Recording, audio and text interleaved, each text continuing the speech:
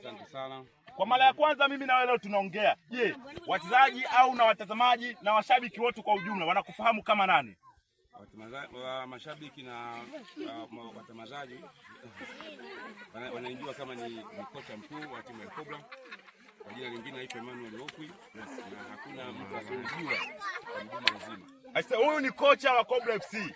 Jina lake maarufu anaitwa Okwi. Leo hii ameibuka kidedea kwa ushindi wa goli 2 ambao ulimpatia ubingwa kuchukua mbuzi mnyama wa miguu minne hapa katika uwanja wa Mkango Stadium. Bwana kocha, ni nini siri ya mafanikio yako mpaka leo hii timu yako kuanzia katika mechi ya kwanza mpaka leo mnahitimisha hamjawahi kudondoka chini au kufungwa magoli zidi ya kununia ambao mnayatarajia?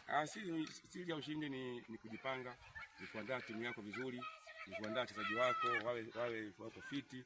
Kwa hiyo hiyo ndio siri ya mpira. Kwa hiyo usidhani kwamba unapeleka timu uwanjani wachezaji hawana mazoezi, lakini kwa mimi timu yangu nimeiandaa kwamba tunaenda nyumbani kucheza mechi na kombe, lakini kwamba lazima tuchezeni mpira, tujitume. Hakuna kucheza mpira wa kibisho.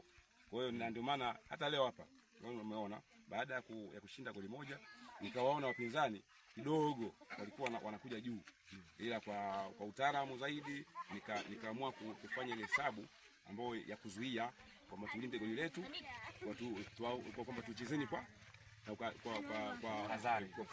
Je, uliwezaje kuwaunganisha wachezaji ukatengeneza timu moja? Kwa sababu nikitizama wachezaji wako wote ni wachezaji ambao wanatoka maeneo tofauti tofauti, wengine Dar es Salaam, wengine Mwanza, wengine Tabora, wengine wapi. Uliwezaje kama kocha? Huo ni ukubwa wa kocha. Ukubwa wa kocha. Ukubwa na ni kwamba nina CV.